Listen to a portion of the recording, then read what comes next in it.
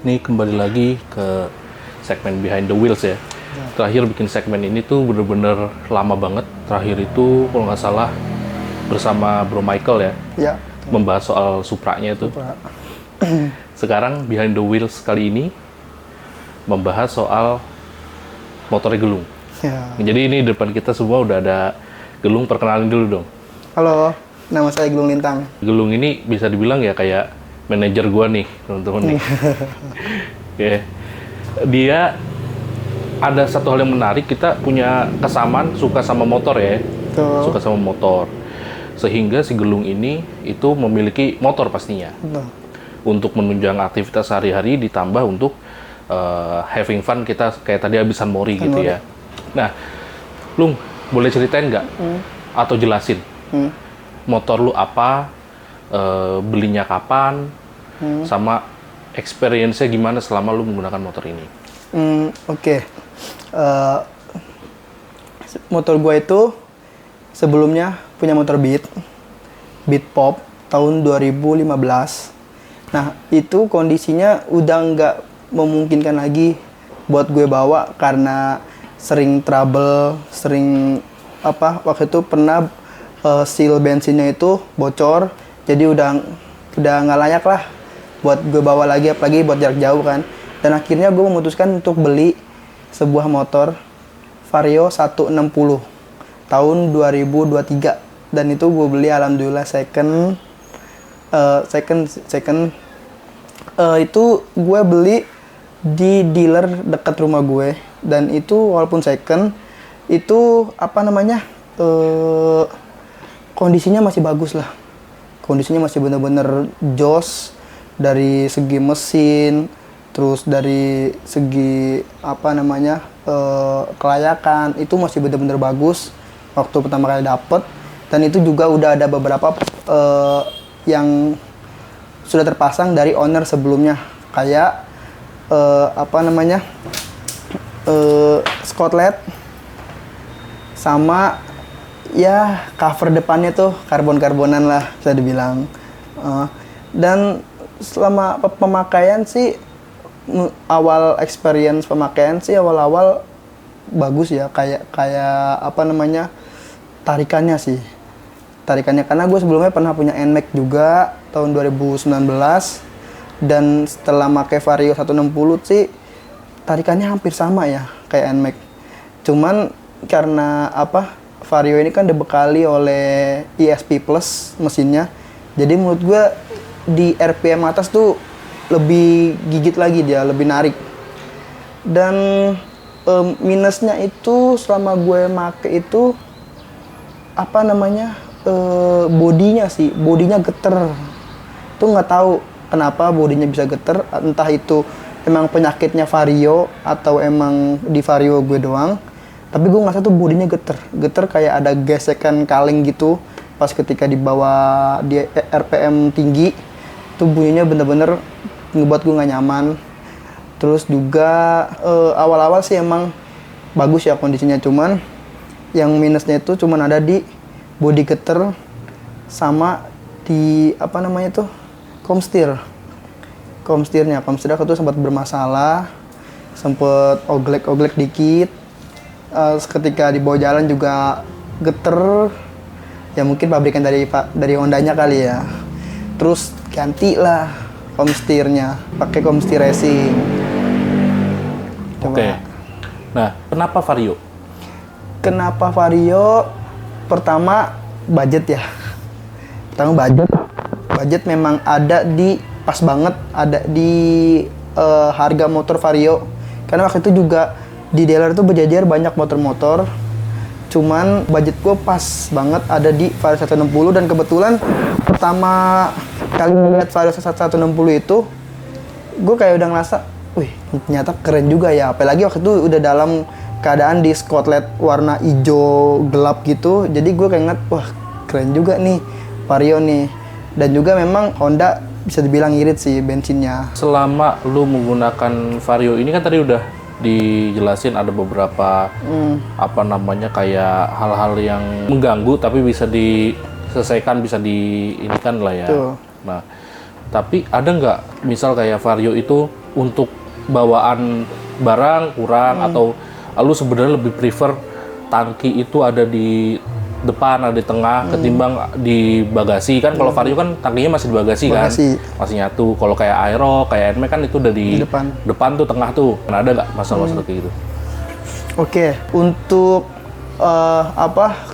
kelayakan bagasi bener menurut gue kurang, karena gue yang tipikal orang yang demen touring, walaupun nggak jauh-jauh banget lah, paling jauh paling Bandung gitu. Itu gue butuh sebenarnya, butuh yang namanya bagasi gede kayak NMAX gitu, karena kan gue pernah punya NMAX juga, dan waktu itu pernah touring ke Bandung pakai NMAX juga, dan itu bener-bener ngebuat gue nggak perlu bawa tas. Jadi semua barang, baju gue masukin ke bagasi, ya kan nggak jadi muat gitu tuh. Terus juga gue naruh helm juga nggak perlu lagi di stang, waktu itu gue naruh di jok. Dan sekarang bener-bener sempit yang Vario ini, cuman muat jas hujan sama perkakas sama kanebo, udah itu udah nggak bisa masuk ke apa-apa lagi gitu. Kayak sepatu bisa lah, sepatu gue yang ini nih bisa, cuman agak dipaksa masuknya, diteken gitu. Cuman ya agak ngebuat sepatu tuh jadi kayak melewat. Agak iya sih, jadi cepat rusak mungkin ya nantinya ya.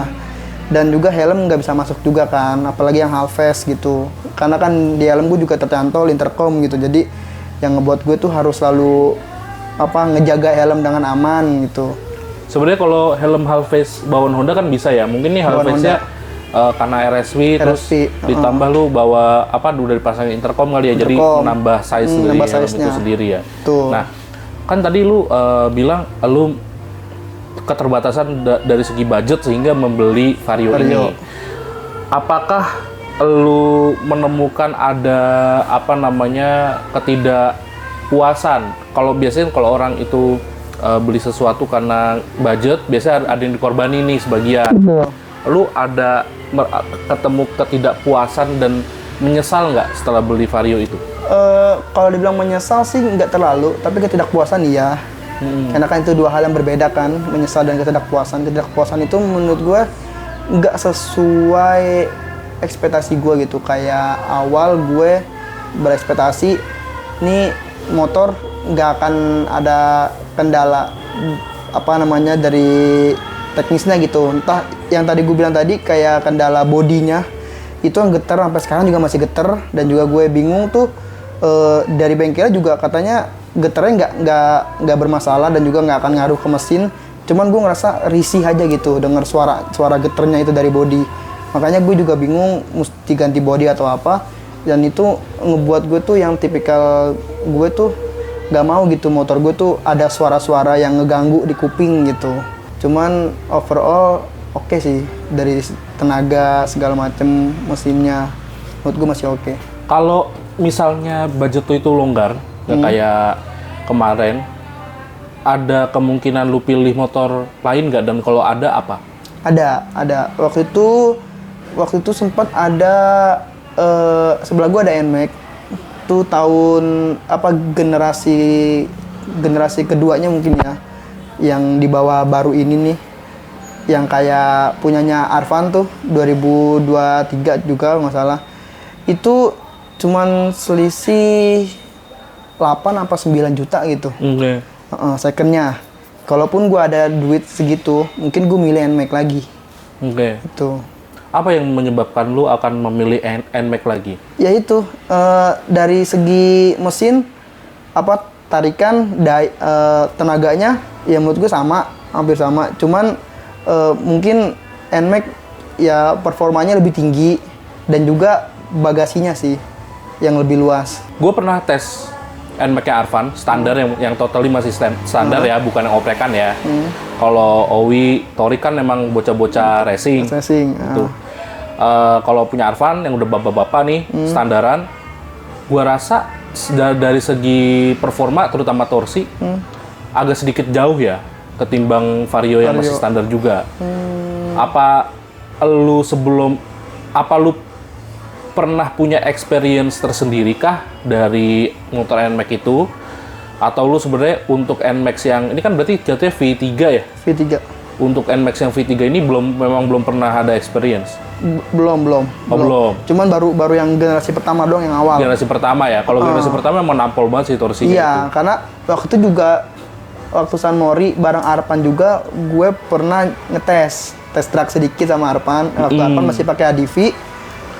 Itu apa ya, bisa dibilang ya ADV kalah sih. Yang ADV generasi pertama juga kan waktu itu. ADV waktu itu masih 150. 150. Dilawan sama NMAX, gue yang juga masih 155 yang generasi pertama. Itu menurut gue waktu experience make yang punya pertama itu udah gacor sih. Cuman gue nggak tahu ya yang generasi kedua atau ketiganya kan generasi itu juga. Generasi ketiga sudah mulai perubahan. Jadi dia cc tetap sama, cuman sepertinya ngejar irit. Kalau default dari pabriknya ngejar irit sehingga pembakarannya jadi lebih lambat dibanding yang sebelumnya gitu. Kalau yang awal emang kan agak boros tuh. Boros, bener boros. Emang boros gitu. Jadi secara torsi mungkin dikurangin lah gitu secara ininya pembakaran. Nah, ngomongin soal tadi kan bagasi dan performa. Itu apa sebenarnya yang lu incar dari performa dan bagasi motor? Keperluannya tuh apa? Keperluannya sih kalau performa pertama gue untuk touring ya. Balik lagi ke touring. Karena di touring itu gue ngelewatin beberapa jalur yang emang agak ekstrim. Kayak jalur pegunungan tuh kayak waktu di Lembang. Gue pernah jalurnya itu agak apa sih kalau begini? Horizontal apa vertikal sih? Vertikal ya? Naik, agak kalau naik ya, agak begini. Itu agak bener-bener vertikal. Itu butuh performa yang menurut gue gacor gitu. Yang menurut gue tuh apa dari bawah sampai ke atas itu ngisi terus gasnya. Nggak yang dari bawah terus ke tengah tiba-tiba gasnya udah ngos-ngosan. Nah itu gue karena pertama ngincer performanya karena emang itu, dan juga perlu performa itu buat gue stop and go kayak waktu di Pantura itu apa namanya harus bisa ngejar truk yang emang jaraknya itu udah bener-bener mepet banget sama arah berlawanan. Itu gimana caranya biar bisa gue nyalip dengan aman gitu. Untuk stop and go lah ya. Untuk stop and go-nya. Tadi berarti kan ini fokus lu ini ke touring ya? Touring, betul. Sesering apa lu melakukan touring? Apa namanya, medan jalannya itu seperti apa sehingga lu kayak masih apa namanya nggak puas sama performa dan ininya si Vario. Itu? Gua kalau dibilang sesering apa, mungkin dulu apa namanya, gua seminggu sekali sih touringnya ke Bandung, seminggu sekali, dan itu PP. Dan apa namanya, ketidakpuasan gue waktu pakai Vario pas touring itu, waktu itu pernah di Pantura gue kena lobang, bener-bener lobang gede, dan itu gue emang salah sih karena gue ngekor di belakang truk. Tadinya pengen nyalip sebelah kanan, cuman nggak dapet dari arah berlawanannya, dari apa ya pokoknya kan Pantura itu agak ekstrim ya, dan lubangnya itu bener-bener gede. Gue ngekor di belakangnya, truknya juga ngebut, gue juga nempel ngebut juga, dan gue nggak ngeliat kan yang kalau truk kan itu lebar kan dimensinya, dia ketika kena lubang pun dia nggak akan apa, pasti ngelos ke kolong. Kalau gue tiba-tiba jeduk, dan itu langsung rem gue blong di situ. Di situ rem gue langsung ngeblong, rem belakang, dan ketika dicek ke bengkel Planet Ban itu ternyata apa namanya ada apa agak sedikit bengkok rem belakang gue itu. Yang apanya sih itu namanya? Kabel-kabel panjangnya itu agak sedikit bengkok. Jadi ketika di rem itu udah bener-bener ngelos yang belakang. Nah, ini dari tadi lebih dominan ke dukanya ya. Kalau apa namanya, sukanya tuh apa tuh, Lung? Sukanya pakai Vario 160 sih, pertama yang gue rasain sih irit ya. Entah yang lain punya Vario 160 lain, entah itu berpendapat sama gue atau kagak. Cuman yang gue rasain sih irit karena gue ngisi juga seminggu sekali, dan itu gue ngisi seminggu sekali karena gue perjalanan deket ya, dari rumah ke kantor doang, itu bukan touring. Kalau touring beda lagi. Gue ngerasa seminggu sekali tuh bener-bener irit ketimbang gue punya Beat sebelumnya. Gue malah punya Beat sebelumnya tuh boros banget. Gue ngerasa boros. Karena mungkin kapasitas tangki juga ya? Betul. Oke. Rencana lu ke depan dengan motor ini, karena motor ini gue lihat udah ada perubahan dari modifikasi kan? Jadi lu untuk plat nomor belakang udah pakai frame plat dari Aventurion. Betul. Terus velg juga udah di repaint warna candy blue. Nah, kedepannya lu mau nambahin apa lagi? Mungkin lampu tembak. Oke. Terus apa sih namanya? Nggak banyak sih, lampu tembak sama mungkin mau gue kasih protektor sih di bodinya. Oh, biar nggak baret-baret. Biar nggak baret, betul. Karena rawan banget baret-baret, apalagi di rumah gue itu pas masukin dalam gang sering kepentok-pentok sama tembok. Nah, gue lihat kan lu pakai frame plat Aventurion tuh. Ditambah lagi lu kan touring ya. Terus betul. apakah selama lu pakai itu aman gitu? Aman sih, aman. Nggak, maksudnya ketemu polisi. Waktu itu pernah, waktu terakhir ke Bandung kemarin, itu ada razia di kotanya. Dan gue nggak diberhentiin sih. Aman aja sih. Asalkan plat aslinya tetap bawa ya? Plat aslinya bawa. Sama ketahanannya lu, itu gue lihat udah patah ya sebenarnya. Kenapa bisa patah gitu? Itu patah karena jatuh konyol bareng bom-bom. Ceritanya gimana tuh? Jadi waktu gue abis balik nongkrong di daerah Pondok Cabe, Family Mart, itu kan gue emang boncengan kan sama si bom-bom. Dia tuh temen kampus gua, dan apa namanya, jatuhnya itu bisa dibilang jatuh konyol sih, crash konyol. Jadi apa namanya, gue ngehindarin ojol.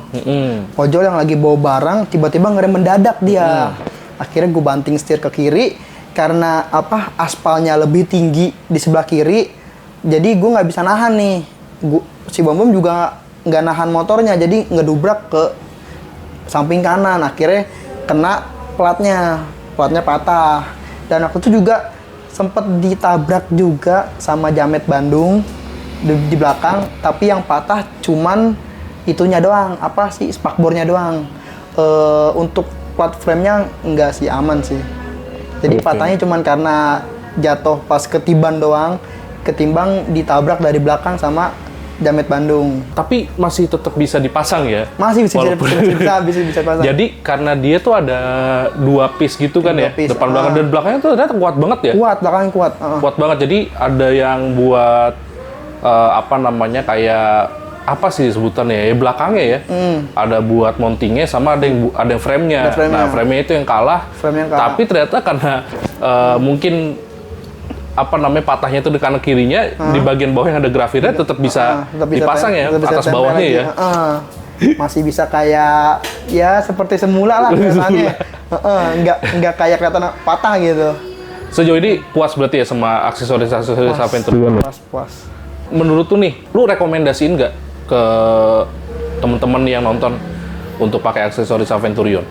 Rekomendasi untuk apa namanya, untuk teman-teman yang mau aksesoris kayak gua yang frame belakang, biar kelihatan lebih eye-catching lagi, biar kelihatan lebih apa, keren lagi belakang motor kalian, tapi juga kualitasnya juga nggak yang asal-asalan.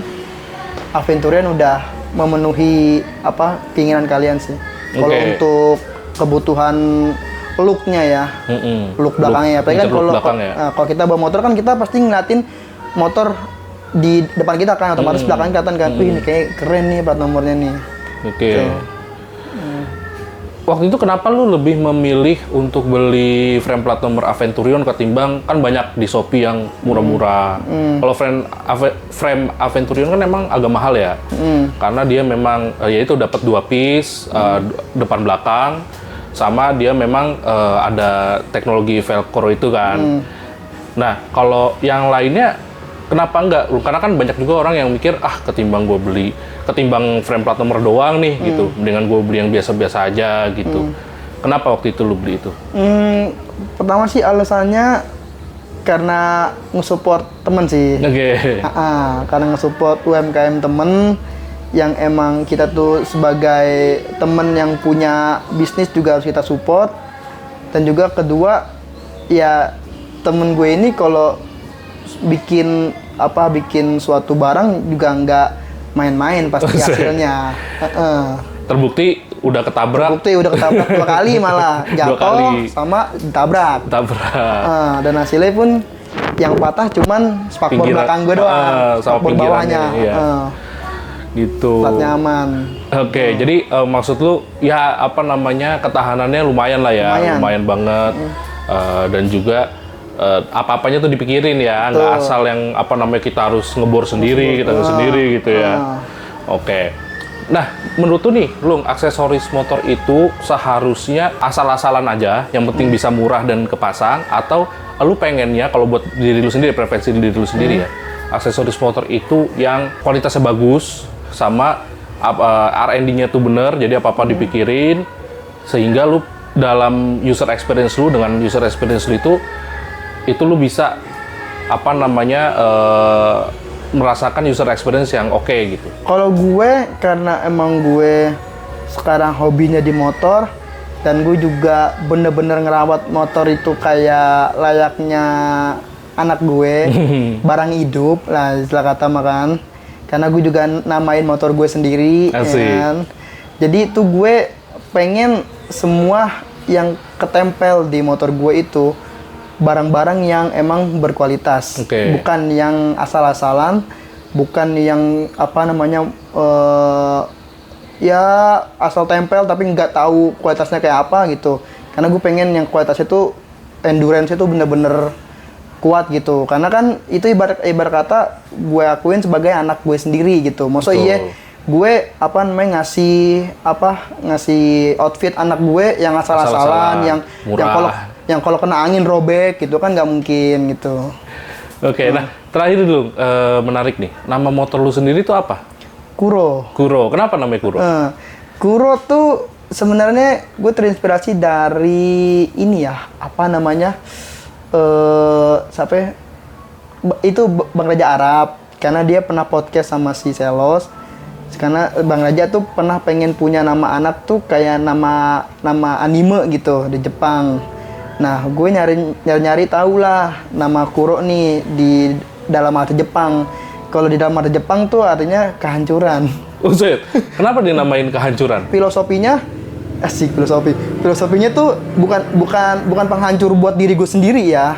Maksudnya kayak penghancur bala keburukan yang datang di kehidupan gue gitu. Jadi motor gue tuh seolah-olah tuh jadi malaikat pelindung gue gitu. Ketika nanti gue di jalan, misalkan ada bala-bala atau keburukan yang mau hancurin gue sama motor gue itu terhalang. Oke. Siap. Nah, pesan-pesan lu untuk anak-anak teman-teman kita, anak-anak motor yang lain, apa lu? Ada nggak kira-kira?